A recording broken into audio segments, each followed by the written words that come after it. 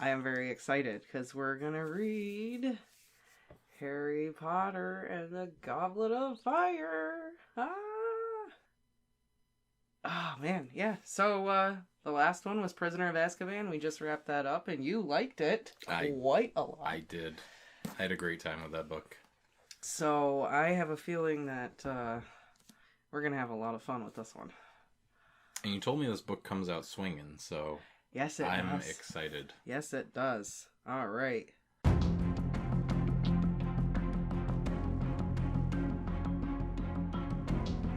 Chapter 1. The Riddle House.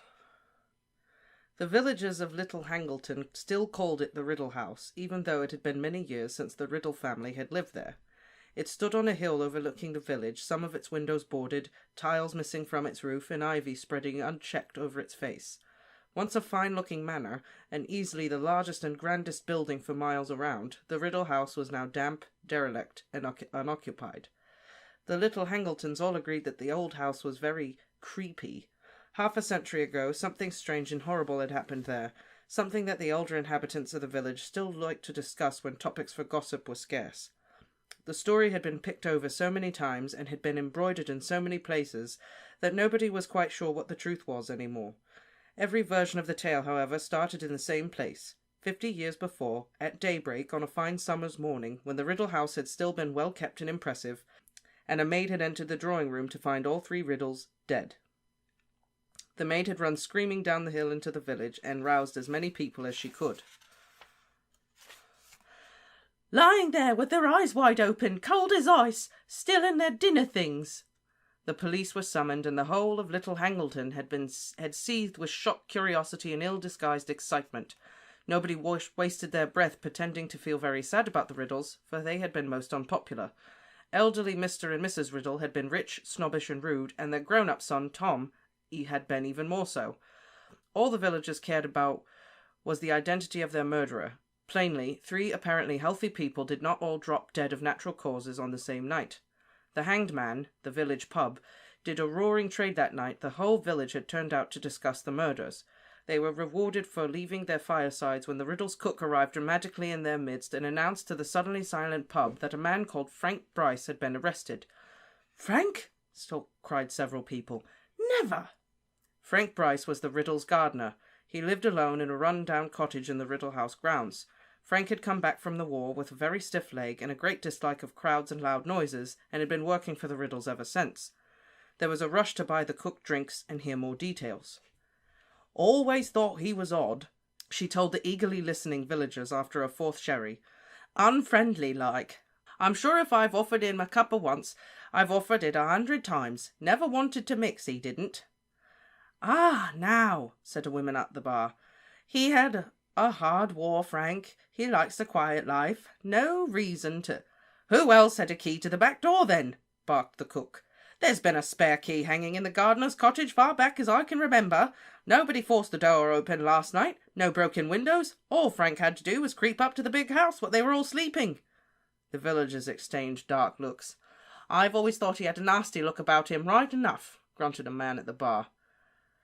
"War turned him funny, if you ask me," said the landlord.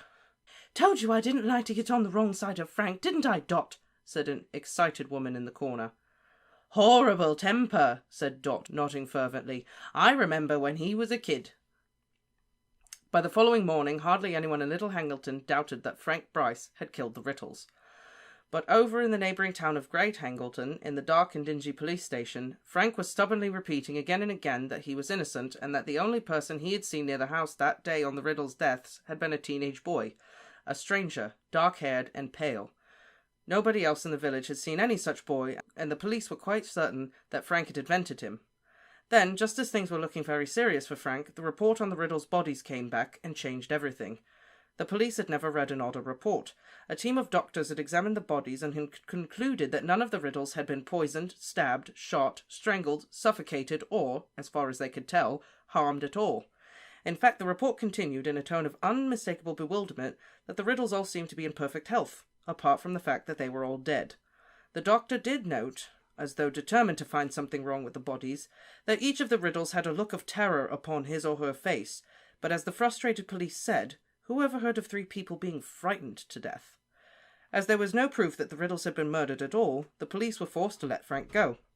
The Riddles were buried in Little Hangleton churchyard, and their graves remained objects of curiosity for a while. To everyone's surprise, and amidst a cloud of suspicion, Frank Bryce returned to his cottage on the grounds of the Riddle house. "As far as I'm concerned, he killed them, and I don't care what the police said," said Dot in The Hanged Man. "And if he'd had any decency, he'd leave here, knowing as how we knows he did it." But Frank did not leave. He stayed to tend the garden for the next family who moved in the Riddle house, and then the next, for neither family stayed long. Perhaps it was partly because of Frank that each new owner said there was a nasty feeling about the place, which, in the absence of inhabitants, started to fall into disrepair. The wealthy man who owned the Riddle house these days neither lived there nor put it to any use. They said in the village that he kept it for tax reasons, though nobody was very clear what these might be. The wealthy owner continued to pay Frank to do the gardening, however. Frank was nearing his 77th birthday now, very deaf, his bad legs stiffer than ever, but could be seen pottering around the flower beds in fine weather, even though the weeds were starting to creep up on him. Weeds were not the only things Frank had to contend with, either. Boys from the village made a habit of throwing stones through the windows of the Riddle house. They rode their bicycles over the lawns that Frank worked so hard to keep smooth. Once or twice they broke into the old house for a dare. They knew that old Frank was devoted to the house and grounds, and it amused them to see him limping across the lawn, brandishing his stick and yelling croakily at them. Frank, on his part, believed the boys tormented him because they, like their parents and grandparents, thought him a murderer. So when Frank awoke one night in August and saw something very odd up at the old house, he merely assumed that the boys had gone one step further in their attempts to punish him. It was Frank's bad leg that woke him. It was paining him worse than ever in his old age. He got up and limped downstairs into the kitchen with the idea of refilling his hot water bottle to ease the stiffness in his knee. Standing at the sink filling the kettle, he looked up at the Riddle house and saw lights glimmering in its upper windows. Frank knew at once what was going on. The boys had broken into the house again, and, judging by the flickering quality of the light, they had started a fire. Frank had no telephone, and in any case he had deeply mistrusted the police ever since they'd taken him in for questioning about the Riddle's deaths. He put down the kettle at once, hurried back upstairs as fast as his bad leg would allow, and was soon back in his kitchen, fully dressed, and removing a rusty old key from its hook by the door. He picked up his walking stick, which was propped against the wall, and set off into the night. The front door of the Riddle house bore no sign of being forced, nor did any of the windows. Frank limped around the back of the house until he reached a door almost completely hidden by ivy, took out the old key, put it into the lock, and opened the door noiselessly. He had let himself into the cavernous kitchen. Frank had not entered it for many years. Though it was very dark, he remembered where the door into the hall was, and he groped his way towards it, his nostrils full of the smell of decay, ears pricked for any sounds of footsteps or voices from overhead. He reached the hall, which was a little lighter, owing to the large mullioned windows on either side of the front door, and started to climb the stairs, blessing the dust which lay thick upon the stone, because it muffled the sound of his feet and stick. On the landing, Frank turned and saw at once where the intruders were. At the very end of the passage a door stood ajar, and a flickering light shone through the gap, casting a large sliver of gold across the black floor. Frank edged closer and closer, grasping his walking stick firmly. Several feet from the entrance he was able to see a narrow slice of room beyond. The fire, he saw now, had been lit in the grate. This surprised him. He stopped moving and listened intently, for a man's voice spoke within the room. It sounded timid and fearful. "There is a little more in the bottle, my lord, if you're still hungry." "Later," said a second voice. This too belonged to a man, but it was strangely high-pitched and cold, as if a sudden blast of icy wind.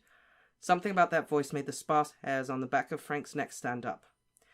"Move closer to the fire, Wormtail."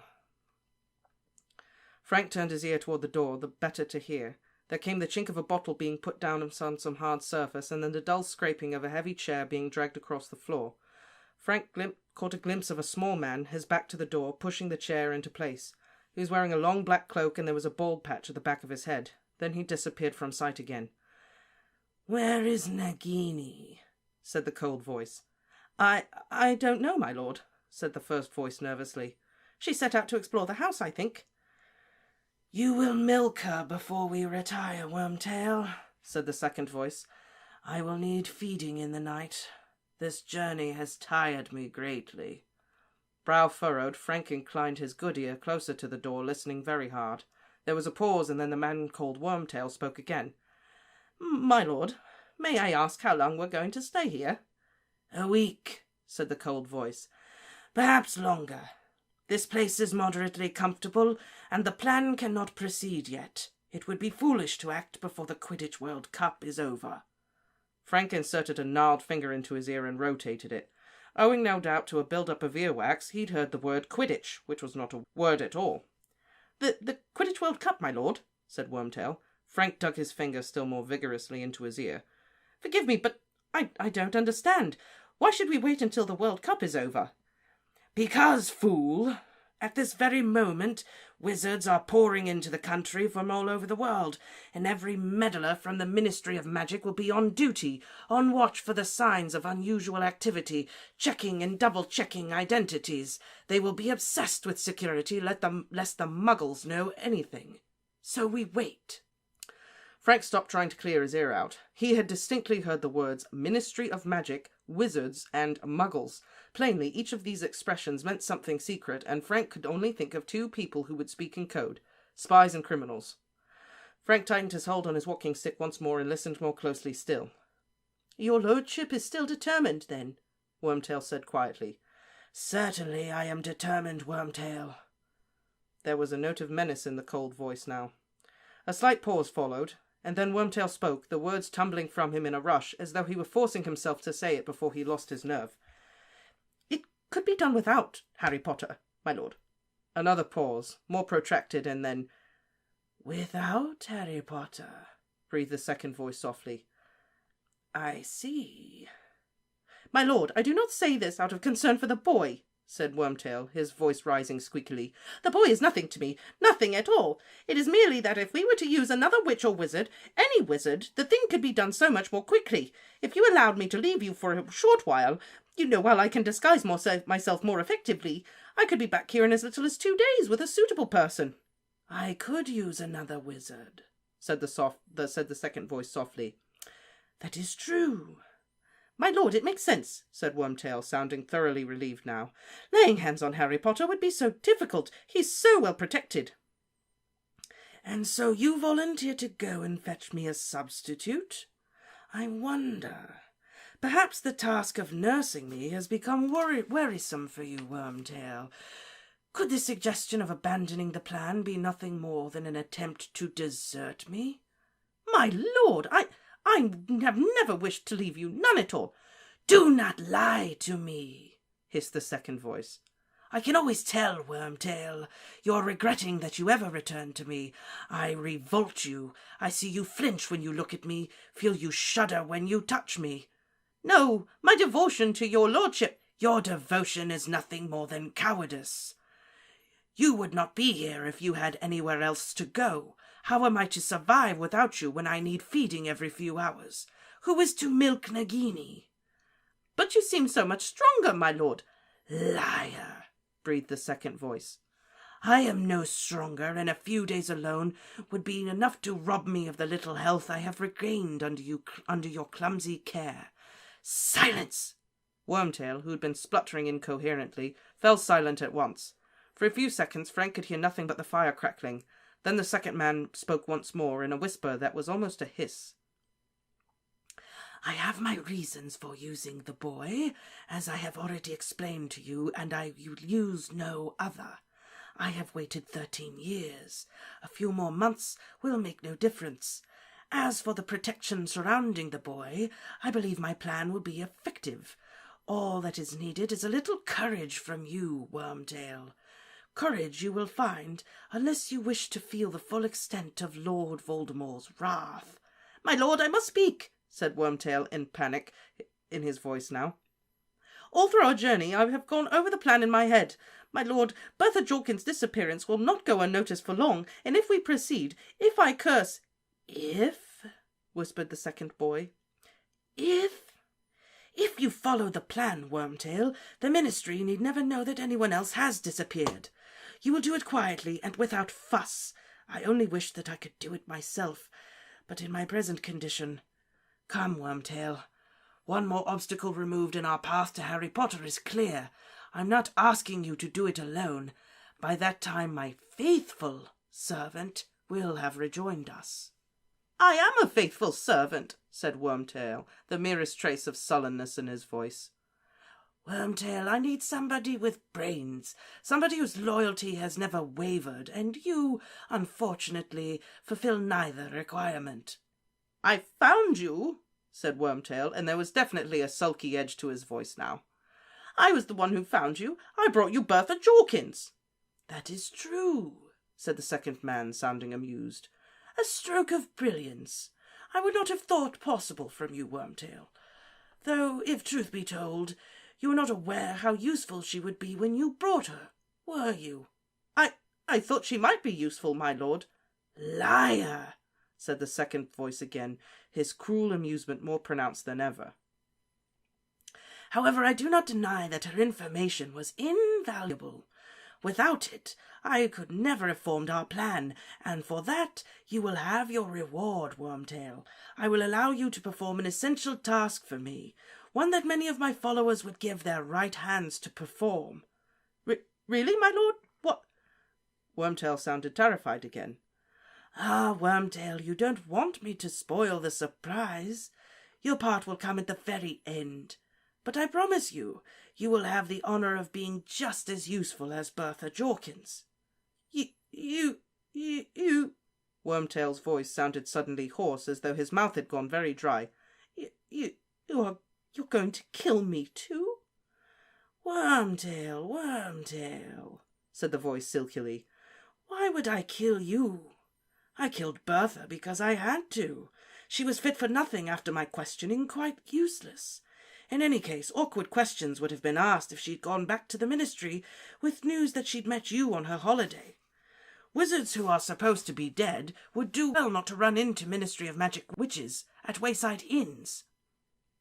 Wormtail muttered something so quietly that Frank could not hear it, but it made the second man laugh, an entirely mirthless laugh, cold as his speech. We could have modified her memory? But memory charms can be broken by a powerful wizard, as I proved when I questioned her. It would be an insult to her memory not to use the information I extracted from her, Wormtail. Out in the corridor, Frank suddenly became aware that the hand gripping his walking stick was slippery with sweat. The man with the cold voice had killed a woman. He was talking about it without any kind of remorse, with amusement. He was dangerous, a madman, and he was planning more murders. This boy, Harry Potter, whoever he was in danger. Frank knew what he must do. Now, if ever, was the time to go to the police. He would creep out of the house and head straight for the telephone box in the village. But the cold voice was speaking again, and Frank remained where he was, frozen to the spot, listening with all his might. One more curse. My faithful servant at Hogwarts, Harry Potter is as good as mine, Wormtail. It is decided. There will be no more argument. Be quiet. I think I hear Nagini. And the second man's voice changed. He started making noises such as Frank had never heard before. He was hissing and spitting without drawing breath. Frank thought that he might be having some kind of fit or seizure. And then Frank heard movement behind him in the dark passageway. He turned to look behind him and found himself paralyzed with fright. Something was slithering toward him along the dark corridor floor, and as it drew nearer to the sliver of firelight, he realized with a thrill of terror that it was a gigantic snake, at least 12 feet long. Horrified, transfixed, Frank stared at its undulating body cut a wide, curving track through the thick dust on the floor, coming closer and closer. What was he going to do? The only means of escape was into the room where the two men sat plotting murder, yet if he stayed where he was, the snake would surely kill him. But before he had made his decision, the snake was level with him, and then incredibly, miraculously, it was passing as it followed the spitting and hissing noises made by the cold voice beyond the door, and in seconds the tip of its diamond-patterned tail had vanished through the gap. There was sweat on Frank's forehead now, and the hand on the walking stick was trembling. Inside the room, the cold voice was continuing to hiss, and Frank was visited by a strange idea, an impossible idea. This man could talk to snakes. Frank didn't understand what was going on. He wanted more than anything to be back in his bed and his hot water bottle. The problem was that his legs didn't want to move. As he stood there shaking and trying to master himself, the cold voice switched abruptly to English again. Nagini has interesting news, Wormtail, it said. Indeed, my lord, said Wormtail. Indeed, yes, said the voice. According to Nagini, there is an old muggle standing right outside the room, listening to every word we say. Frank didn't have a chance to hide himself. There were footsteps, and then the door of the room was flung wide open. A short, balding man with greying hair, a pointed nose, and small, watery eyes stood before Frank, a mixture of fear and alarm on his face. "Invite him inside, Wormtail. Where are your manners?" The cold voice was coming from the ancient armchair before the fire, but Frank couldn't see the speaker. The snake, on the other hand, was curled up on the rotting hearth rug, like some horrible travesty of a pet dog. Wormtail beckoned Frank into the room. Though still deeply shaken, Frank took a firmer grip on his walking stick and limped over the threshold. The fire was the only source of light in the room. It was casting long, spidery shadows on the walls. Frank stared at the back of the armchair. The man inside it seemed to be even smaller than his servant, for Frank couldn't even see the back of his head. "You heard everything, Muggle," said the cold voice. "What's that you're calling me?" said Frank defiantly, for now that he was inside the room, now that the time had come for some sort of action, he felt braver. It had always been so in the war. "I'm calling you a Muggle," said the voice coolly. "It means that you are not a wizard." "I don't know what you mean by wizard," said Frank, his voice growing steadier. "All I know is I've heard enough to interest the police tonight, I have. You've done murder and you're planning more. And I'll tell you this too," he said on a sudden inspiration. "My wife knows I'm up here, and if I don't come back—" "You have no wife," said the cold voice very quietly. "Nobody knows you are here. You told nobody that you were coming. Do not lie to Lord Voldemort, Muggle, for he knows. He always knows." "Is that right?" said Frank roughly. "Lord, is it? Well, I don't think much of your manners, my lord. Turn round and face me like a man, why don't you?" "But I am not a man, Muggle," said the cold voice, barely audible now over the crackling of the hot flames. "I am much, much more than a man. However, why not? I will face you. Wormtail, come turn the chair around." The servant gave a whimper. "You heard me, Wormtail."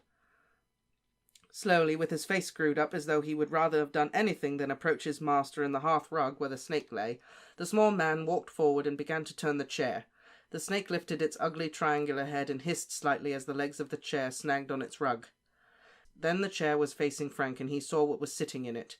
His walking stick fell to the floor with a clatter. He opened his mouth and let out a scream. He was screaming so loudly that he never heard the words the thing in the chair spoke as it raised a wand. There was a flash of green light, a rushing sound, and Frank Bryce crumpled. He was dead before he hit the floor.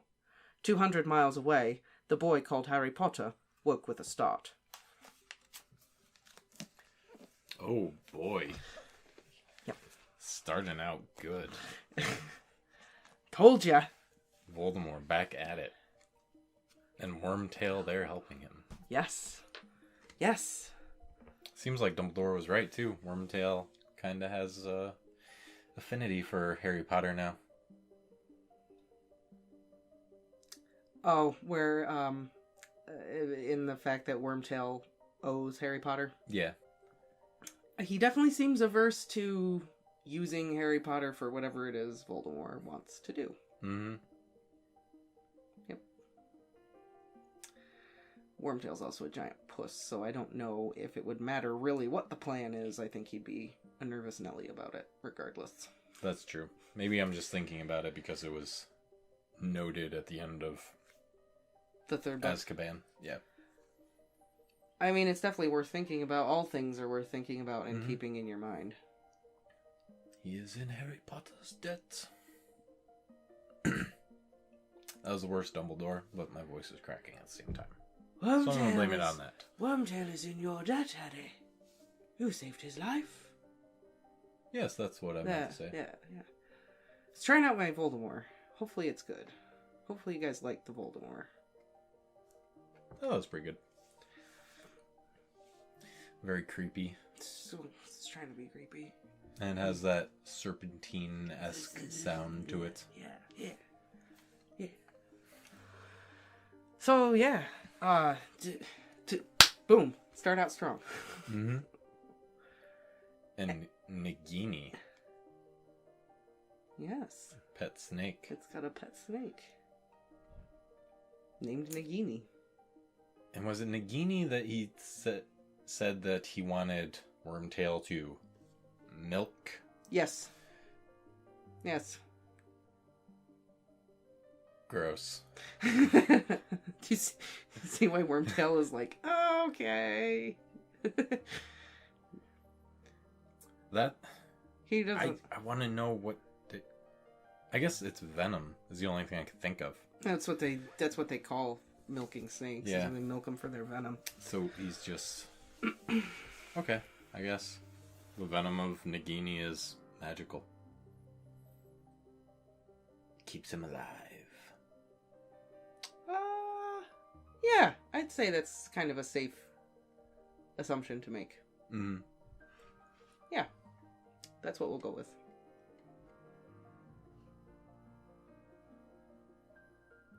What do you mean? That's I'm not gonna say anything else. Just say yes, sure, yes. Okay. That's a safe. We'll go with that. 'Cause... I can agree with that statement. We'll put it that way. All right. We'll go with it then. Yes. That poor Muggle. Just saying. I know. Just trying to be a good guy and do the right thing. Wrong place at the wrong time, Frank. Yeah. That poor guy. Kind of want to know what Voldemort looked like, though. Apparently pretty gross. That's what I mean. Like, it wasn't like he pulled out his wand and then he screamed. He screamed before he pulled out his wand. Screamed as soon as he saw him. Yeah. And he said he's so small that he couldn't even see him over the chair. Like, so. Mm-hmm. He's smaller than Wormtail. Wormtail's a short dude. This is a little dude, yeah. So yeah, no, that's yeah. How do we start out Harry Potter number 4? With cold-blooded murder. Mm-hmm. Mm-hmm. But it was the Riddle's household, so technically, if Voldemort is Tom Riddle, are they related? It's interesting because it was the Riddle's house. The Riddles were all murdered. Mm-hmm. Murdered. But no evidence of any kind of harm done to the bodies except for scared looks on their faces. And Frank said he saw a teenage boy with dark hair and pale skin outside the house that day, but no one else saw that kid. Who was that? What was that about? Tom Riddle. Voldemort. Maybe. I'm just saying. Would that be his family he killed, though? Is that why he was in an orphanage? Did he kill his own family? Questions. Yeah, now I'm kind of on this. Because, I mean, it was the Riddle's house, so... Should I write that down? Mm... Did Tom Riddle kill his family? Why not? Are the Riddles his family members? Gotta get out the new pen. Harry Potter theory pen. Theory pen. Yep. The Slytherin pen. Gotta get out the Slytherin pen. Alright, new theory. The Riddles from the Riddle house are Voldemort's family.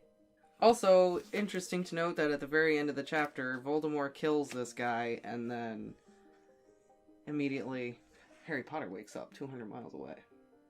Mm-hmm. What's that about?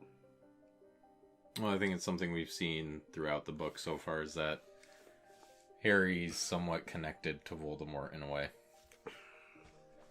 There's some connection going on there. Mm-hmm.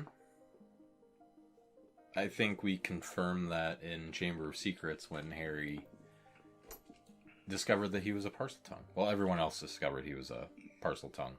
He knew it from the first book when he talked to... Parselmouth. Parselmouth.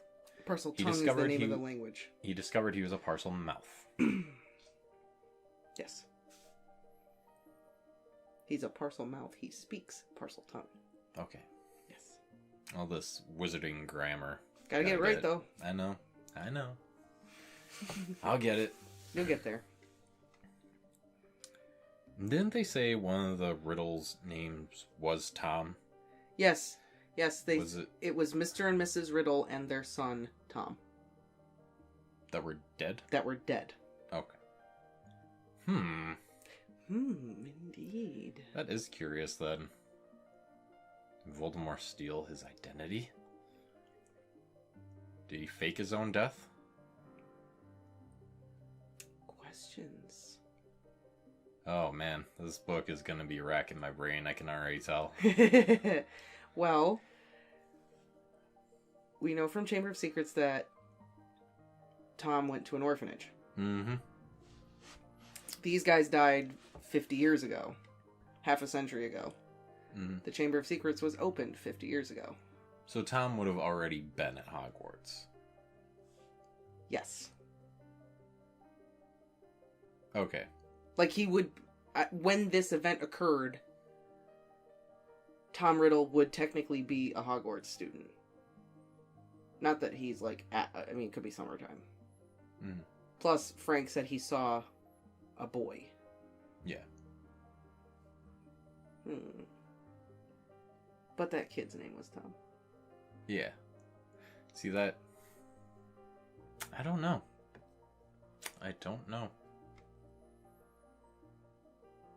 Interesting. Questions right out of the gate. I'm glad that your brain is, like, going on this. You're like, you're already going back to Chamber of Secrets. I'm like, wait a minute. Because I jumped on, well, maybe Tom Riddle killed his parents, but if Tom Riddle died with his parents, then what happened? What indeed? I feel like I can't make any, like, thoughts or theories out of this just yet. It's the first chapter. It's chapter number 1. You got nothing else other than all you know about Tom Riddle is that he's Voldemort and grew up in an orphanage.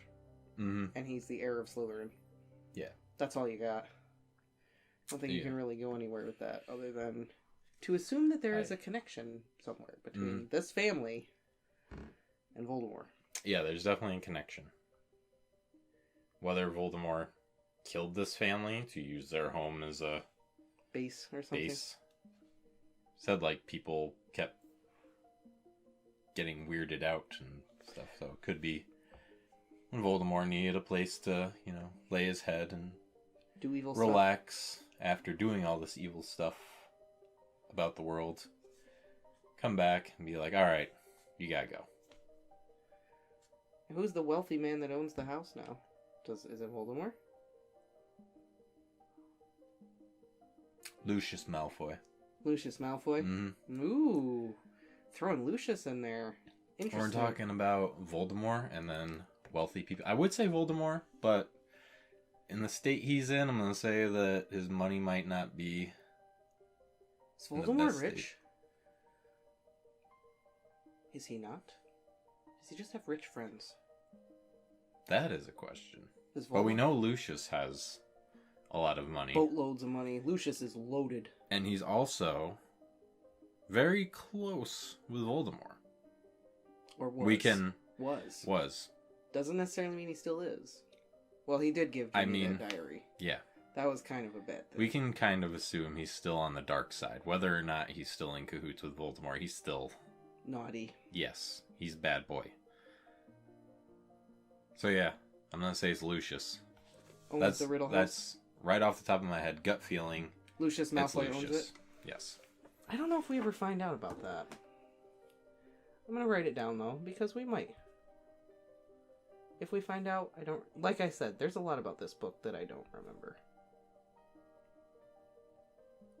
But that's interesting. Yeah, we really started off strong. It's just like giving you all the questions. It's a bomb. I think it was last book I actually had this whole, I guess not really a rant, but how every book started out the same way with Harry Potter, and then they describe him. He has a lightning bolt, he wears the circular glasses, and... He has untidy black hair, just like his father, but he has his mother's green eyes. And he's small and skinny for his age. And he lives with his aunt and uncle, who... The most normal people... Awful human to beings ever alive. Be a normal human being. Yeah, it's... Yeah, this one didn't start that way. No. Not even close. So already, I like it just for that. It's shaking it up a little bit. And we're getting right into it. Yes. The next chapter is called The Scar. The scar? Yep. Ooh. Do we get to learn, like, why he got... Well, what am I trying to say? Well, actually, Dumbledore said that people who survive curses tend to get scars like that, right?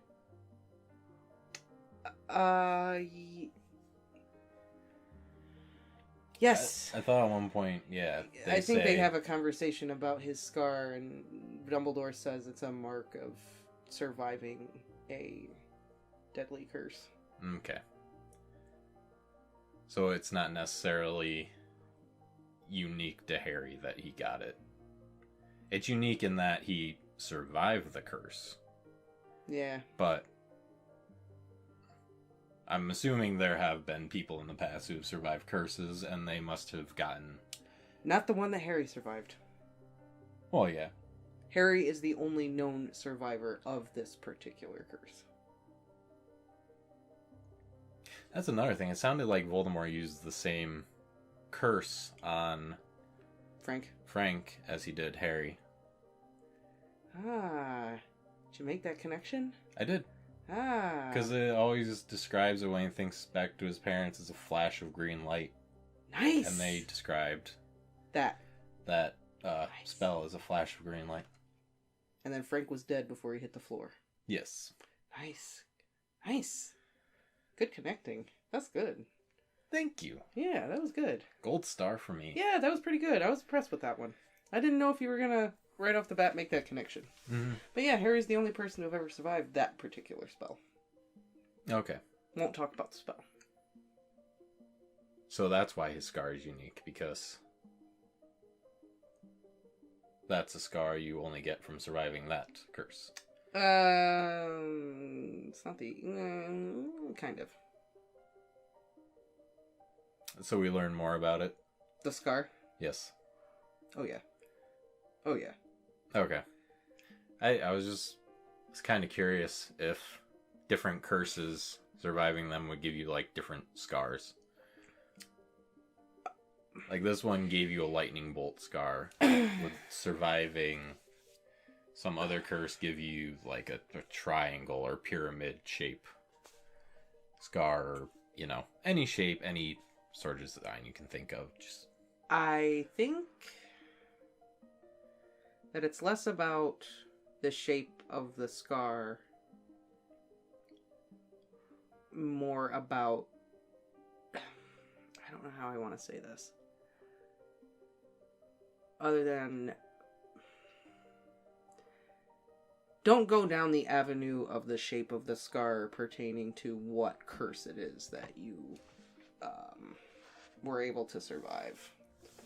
okay. Because the side effects from scars, or from curses, are not always that you have a scar. Okay. Some side effects of surviving curses are really awful. Like, really awful. Oh, I'm sure. I'm sure. Yes. Yeah.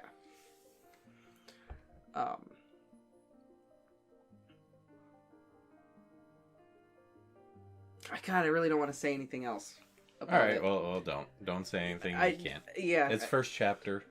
Yeah, and I don't want to say anything that could potentially lead you down an avenue to figuring something out without just being able to learn it in the book or figuring it out. Alright, well, don't. I want to figure it out myself. Yeah. How did Voldemort know he didn't have a wife?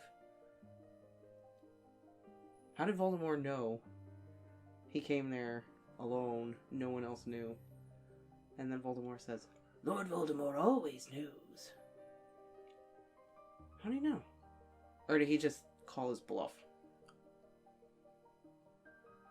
Or did Voldemort really know? And if he knew, how did he know? I don't know. Maybe there's some form of charm that he can read minds or pull information from people's heads. I don't know. I mean, how does Dumbledore always know? I don't know. Connection there, maybe? I don't know. Although Dumbledore didn't know about the animagus. This is true.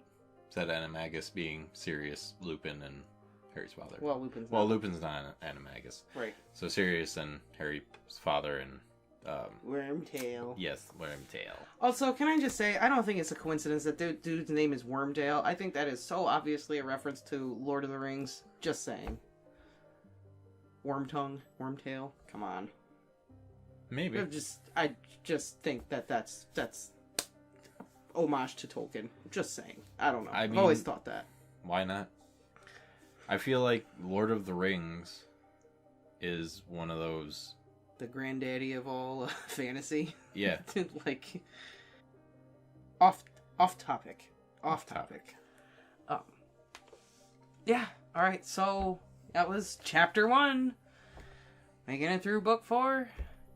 Join us next time for chapter 2. And like, comment, and subscribe. And it's got that book smell. That new book smell. I don't know what's better, that new book smell or that old, like, oxidized paper book smell. Ooh, they are both equally good. Right? For different reasons.